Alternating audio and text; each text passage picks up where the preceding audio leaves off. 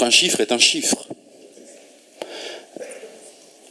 Lorsque les recettes augmentent de un peu plus de 39 millions d'euros, il y a une réalité. Donc on ne peut pas dire qu'elle baisse. Dont acte. Quant à la décentralisation, pour reprendre les propos de nos collègues, elle l'est.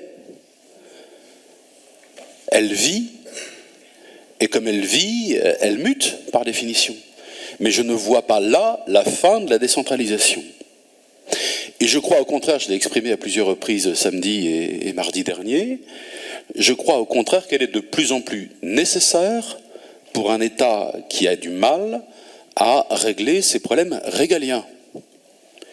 Dans le domaine de la sécurité, certes, mais prenons un élément tout bête.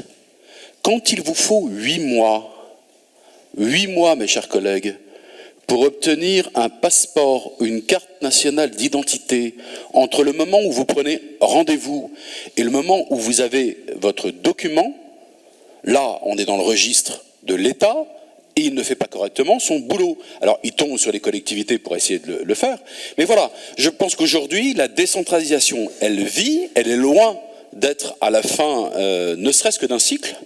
Au contraire, nous sommes dans un temps où on a besoin de décentralisation, besoin de région, besoin d'autonomie, disent certains d'entre nous, parce que l'État ne peut plus faire face aux missions qui sont les siennes et va devoir, à un moment ou à un autre, se recentrer sur le régalien et faire correctement ce qu'il a à faire.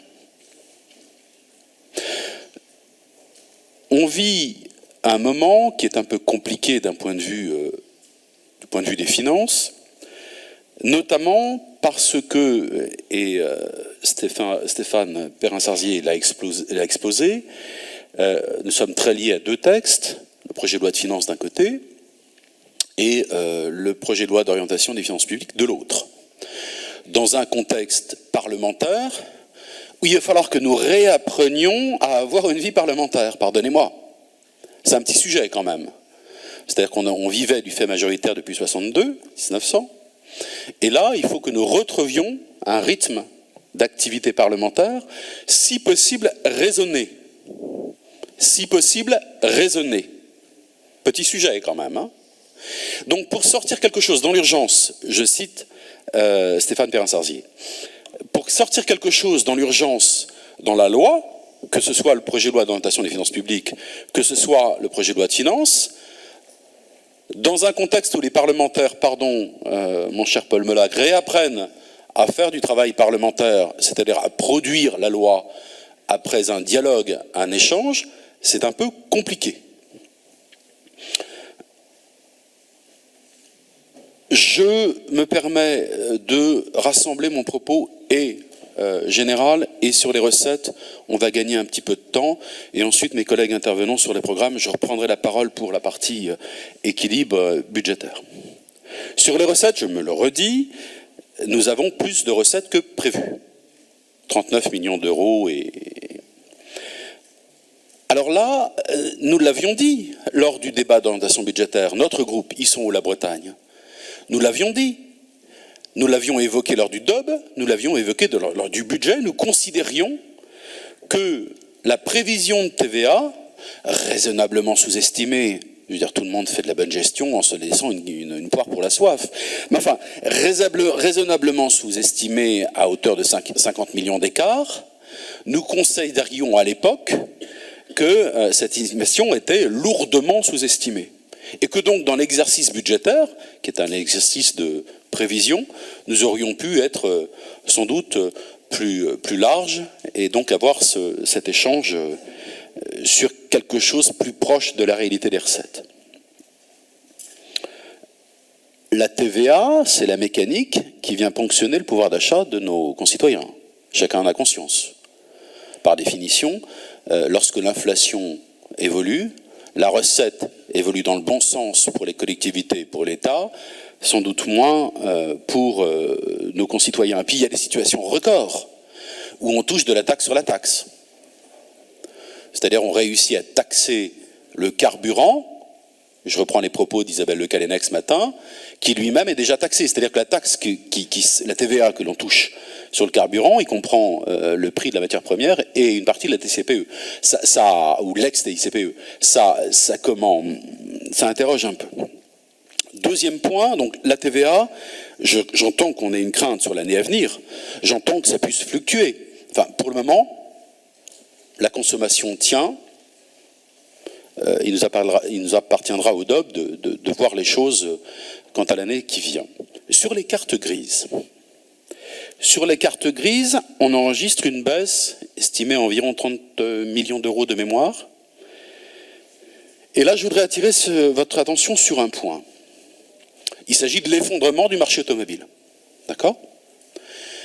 Chacun fait le tour de ses concessions et constate que l'achat a considérablement baissé, voire s'est tari.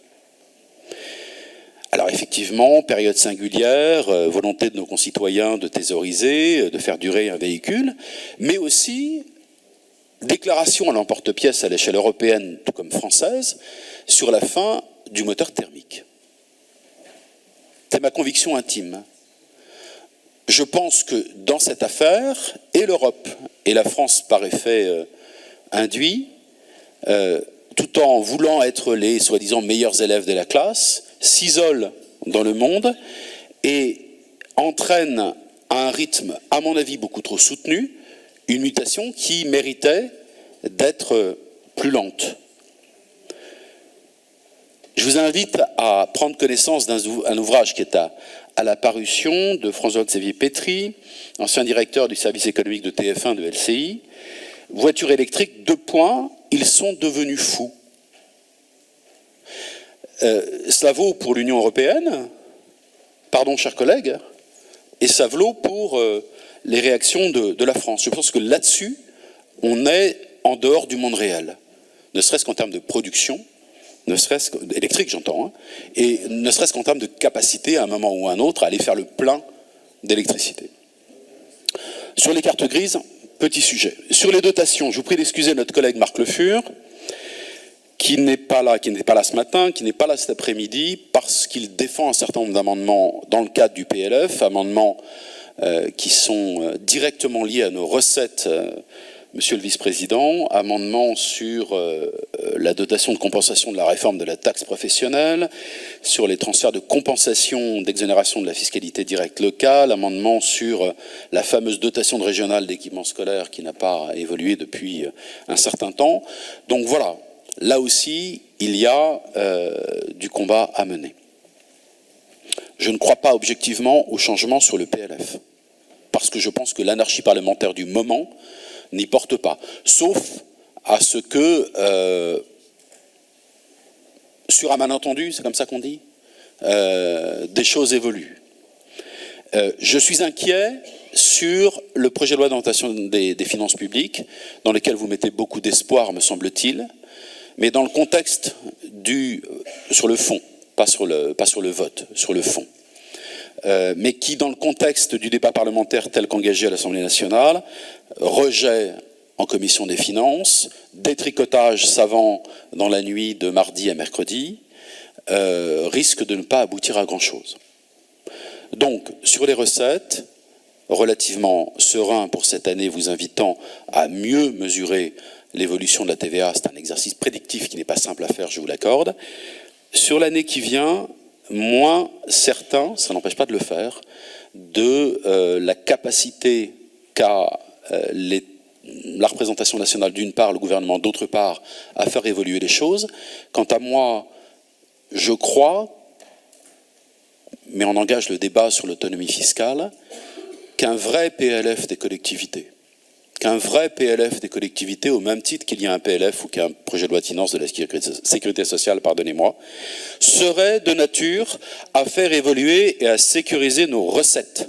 C'est ma conviction intime, et je pense que la nature des débats, même à l'Assemblée nationale, serait différente, ce qui inviterait nos parlementaires qui ne sont pas élus locaux à toucher à la matière locale. Je vous remercie. Merci à vous. Et effectivement, cette idée de PLF collectivité territoriale, c'est une idée qui peut-être fera son chemin. Merci.